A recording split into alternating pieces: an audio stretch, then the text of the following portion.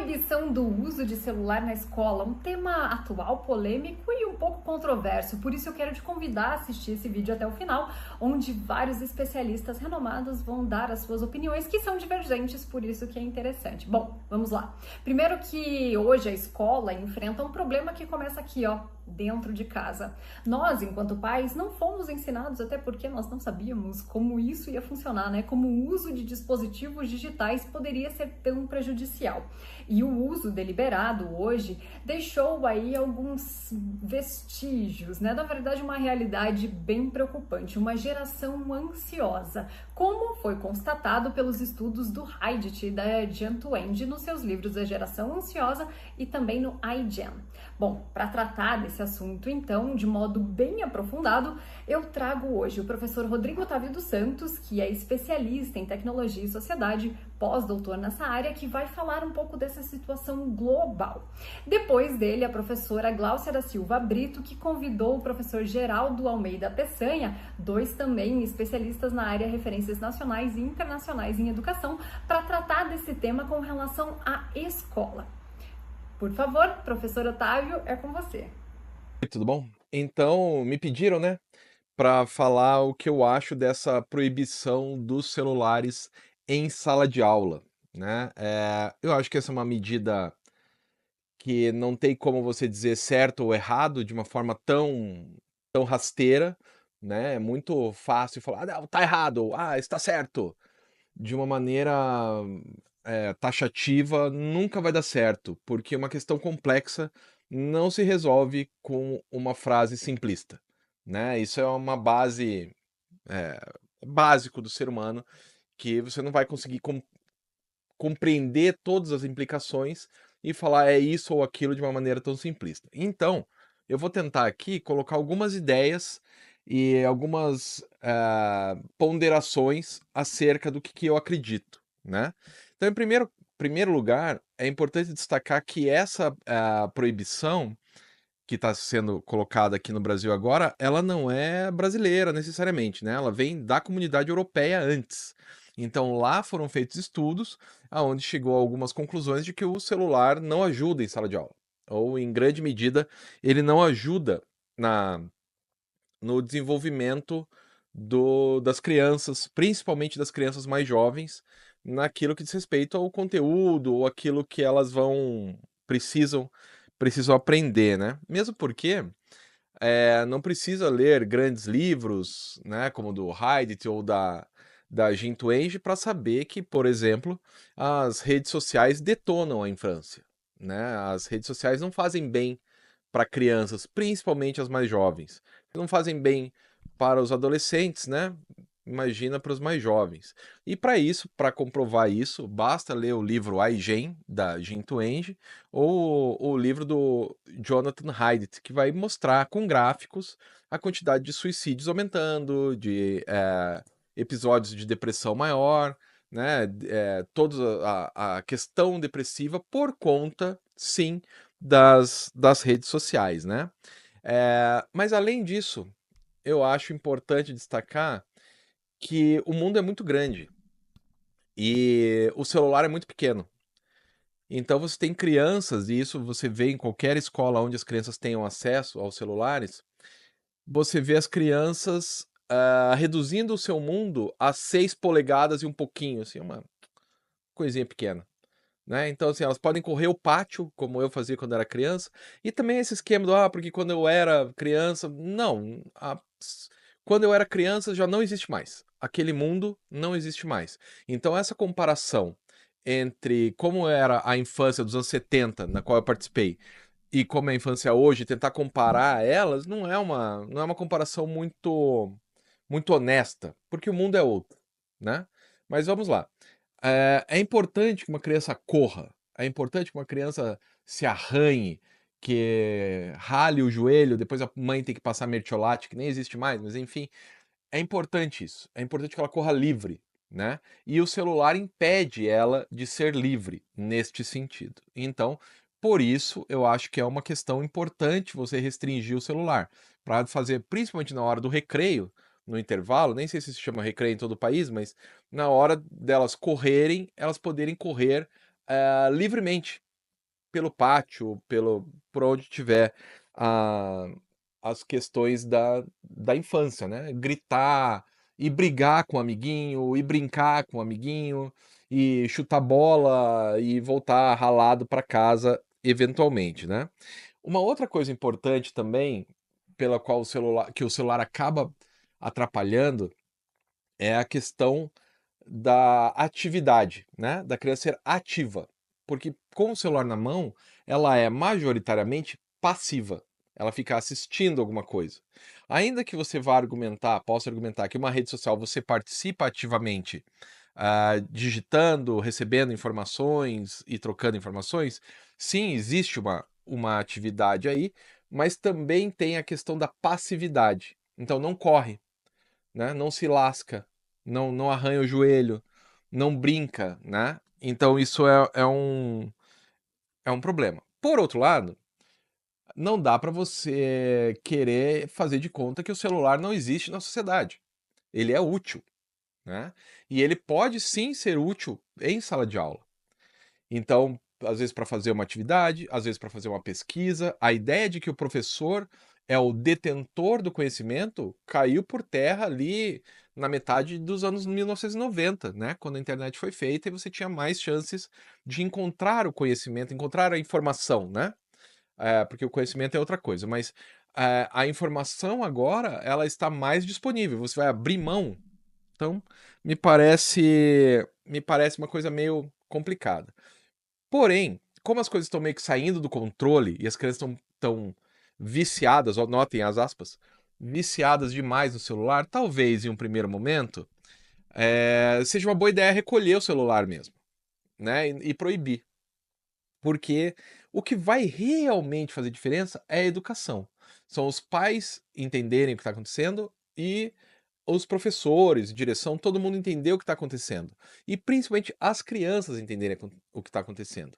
Se você pegar na década de 1990, foi feita uma grande campanha para as pessoas usarem cinto de segurança. Mesmo. As pessoas não usavam cinto de segurança porque não achavam aquilo importante. Né? Os meus pais não usavam. Quando eu aprendi a dirigir ali no final da década de 90, não cruzava a minha cabeça eu não usar cinto de segurança. Porque a questão da educação me foi tão importante, eu aprendi a importância e eu aprendi que eu precisava usar cinto de segurança, que hoje, bom, hoje tudo bem que o carro apita, mas mesmo quando o carro não apitava, eu tinha uma Belina velha, 1988, eu entrava na Belina e puxava o cinto de segurança. Isso é uma questão de educação. Então eu acredito que você tirar o celular hoje na sala de aula pode até ser benéfico, com algumas ressalvas, mas com certeza educar sobre o uso do celular em sala de aula é uma coisa fundamental para aquilo que a gente espera das novas gerações. Se a gente não educar as pessoas para que elas usem melhor o celular em sala de aula, aí a gente vai ter problemas. E até lá, talvez tirar ele de circulação seja uma ideia paliativa e pontual, seja uma ideia que talvez faça sentido. Agora a professora Gláucia é contigo e também o professor Geraldo. Olá, professor Geraldo. Olá a Olá, todos e todas. Patrícia. Prazer te receber aqui, professor Geraldo, né? Meu amigo, pesquisador, Geraldo Peçanha de Almeida. E, é claro, né, nós estamos aqui, Geraldo, para conversar sobre um tema que tem agitado aí as redes sociais, que é a questão do uso celular nas escolas, né? Para nós que pesquisamos e já estamos nas escolas nesse caminhar nas escolas brasileiras há mais de 10 anos, 20, vou deixar só por 10 anos, né? E que além de estudarmos toda a teoria de uso de tecnologias na educação, nós temos essa questão de contar essas histórias, né? E agora as pessoas apavoradas com o uso do celular. E principalmente semana passada que São Paulo sancionou a lei que proíbe o uso de celulares nas Sim, escolas públicas e privadas, né? sim, Então sim, estamos aqui para conversar sobre isso, sim. até E esse, para colocar nosso posicionamento. e esse é um retrocesso que a gente olha e se pergunta, né? Por quê? E quando eu falo retrocesso, de fato é um retrocesso. Por mais que tenha uma ou outra pesquisa falando sobre o uso exagerado, grifando exagerado, e os prejuízos, a grande maioria das pesquisas sérias, seja na área de aprendizagem, de cognição, desenvolvimento psicológico e, sobretudo, de neurociência, mostra o quanto crianças, jovens e adultos Uhum. são privilegiados, né, com o uso de internet, de celular e desses equipamentos todos. Inclusive, eu tenho um exemplo na minha casa, que é o meu filho, que é capaz de programar, conectar, fazer uso, a autonomia dele, né, para conversar com os amigos, mesmo sendo ele um deficiente intelectual, autista, TOD e TDAH. Então, se o meu filho faz uso dessas tecnologias para garantir o lugar dele no mundo, imagine os outros alunos que são típicos, Uhum. o quanto disso pode tirar proveito. Então, essa é uma pauta que, no meu entendimento, tem a ver com a pauta política, faz parte de uma agenda maior no mundo inteiro, e o exemplo de São Paulo corrobora com isso. Então, o governador de São Paulo tem maioria entre os deputados, foi aprovado justamente porque ele tem essa maioria, e a gente se pergunta por que o estado de São Paulo não investiu tanto em tecnologia, em preparação de professores, né, em qualificação dos professores para o uso de uma tecnologia desse tempo e deste momento, e, ao invés disso, aprovou a retirada, né, Uhum. de verba da educação para a saúde e, ao mesmo tempo, a retirada da tecnologia, né, do celular da sala de aula. Então, não são coisas isoladas, né, são coisas que estão concatenadas. Retira a verba da educação, retira o celular da LIM e retira a possibilidade das classes menos favorecidas falarem, porque o celular, a tecnologia, ajuda-nos a expressar mais o que nós pensamos e o que nós somos. Não sei se estamos por aí do pensamento, professora. Por aí mesmo, professor Geraldo, porque principalmente os pais, né? Não, é isso mesmo, tem que proibir. Mas eu pergunto sempre quando um pai fala assim para mim, fala, mas quem colocou o celular na mão dessa criança? Não fui eu, professora, né?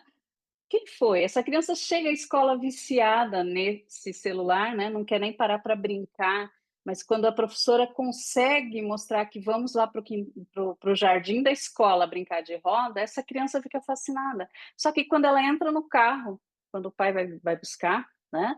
Ou a mãe vai buscar e sobe no ônibus, né? Pegou a criança e não interessa qual classe, a criança sentou no carro ou sentou no ônibus, a mãe dá o celular na mão. Então, e No, agora jogam. né? Uhum. E agora jogam para nós na escola, né? Eu acho que o Estado não está tendo, não só São Paulo, mas todos os estados estão discutindo isso. O Ministério da Educação está discutindo essa proibição, né? Que eu acho que o Ministério tem muito mais que se preocupar do que uma proibição, né, professor Geraldo?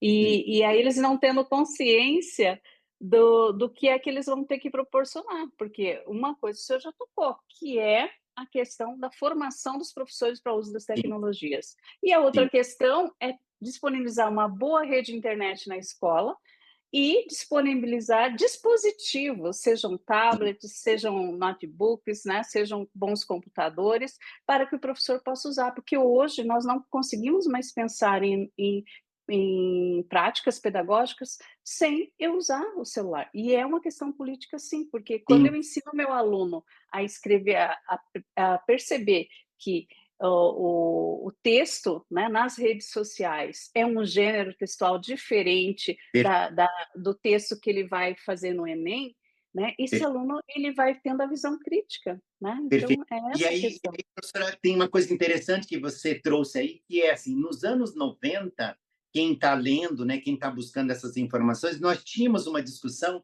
exatamente igual com a presença da televisão.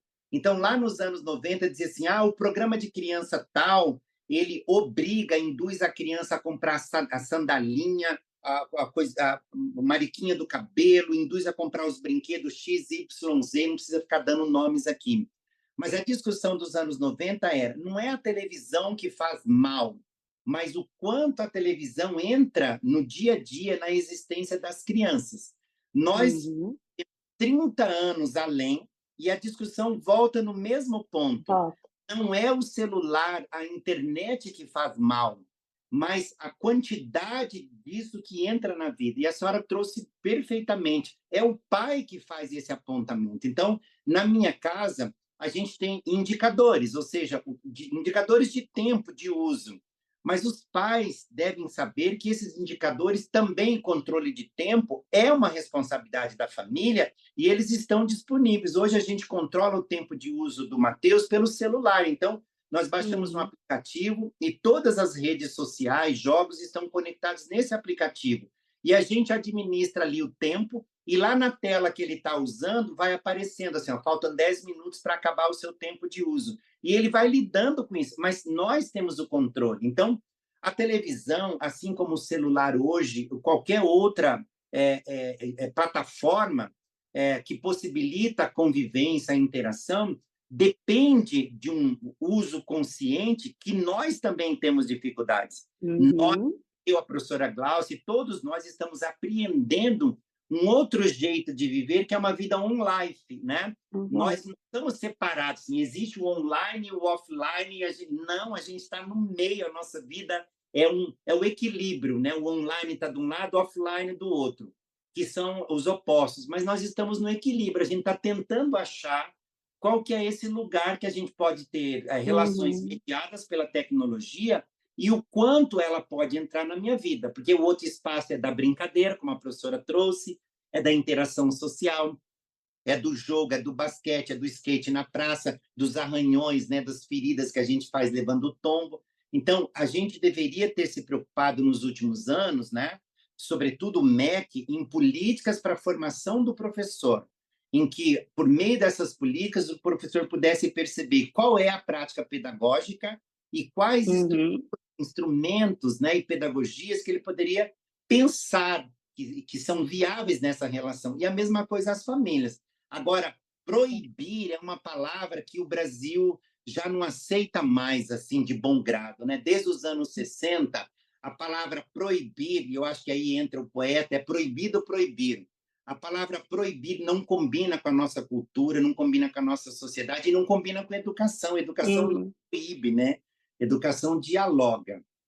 Dialoga com o seu tempo, né? Como já dizia Isso. Paulo Freire, não tem Isso. como, né? A gente pensar isso. E tem, quando a gente olha essas proibições, e talvez para uma pessoa que não estude, né? Que não esteja, né? Desde lá atrás, né? Bom, o professor falou do uso da televisão, o período do uso da televisão, quando surgiu o livro, falaram, né, a mesma coisa, o livro, meu Deus, vai viciar, vai acabar a escola, e parece que a cada surgimento, agora vem o celular, dentro desse celular a ferramenta de inteligência artificial, então parece que o discurso é o mesmo. E a questão é formação de professores, tanto nas faculdades e universidades, eu vejo faculdades e universidades ainda formando um professor como se formava há 40 anos atrás, não cabe mais isso, né, professor Geraldo? E professores que formam professores que não usam tecnologias nas suas ações.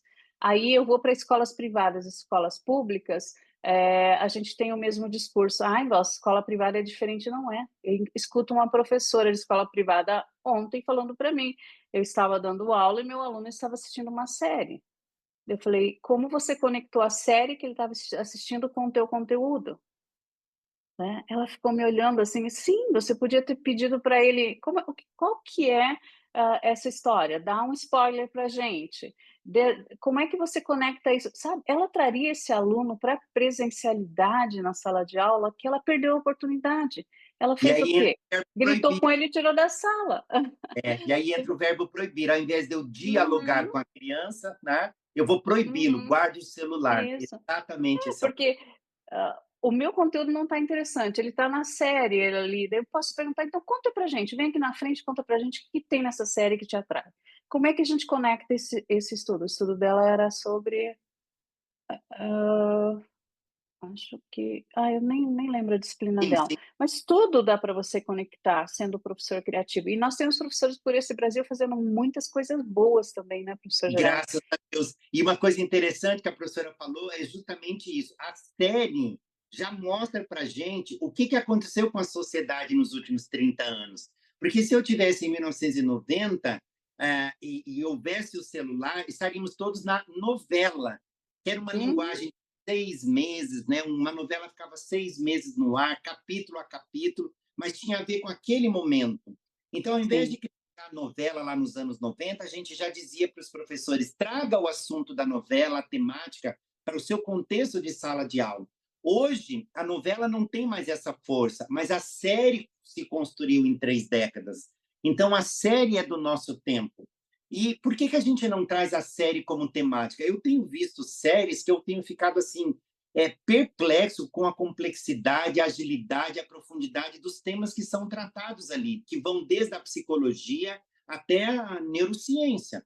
Então, todos esses temas dessas séries, que está na mão de todos os adolescentes e das crianças, eles podem estar dentro da sala de aula. Hoje, a Folha de São Paulo, inclusive, trouxe o ranking dos maiores youtubers do Brasil, né?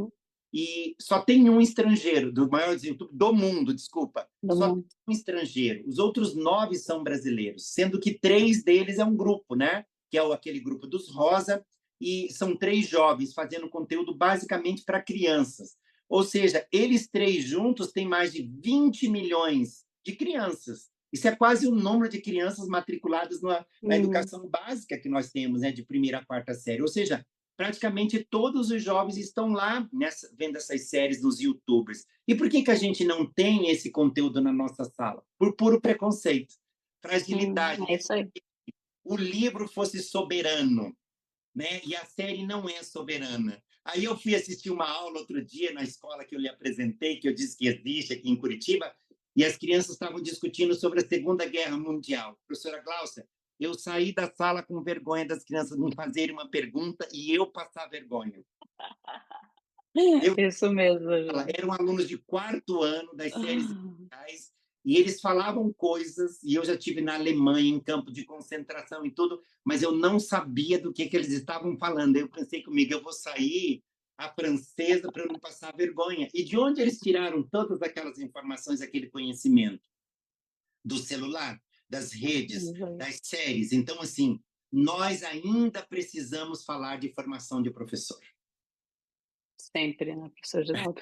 E eu acho que o Estado realmente não está entendendo, né, quando ele lança uma lei dessa, as obrigações que ele traz para ele, né? E principalmente a falta de diálogo com os especialistas, né?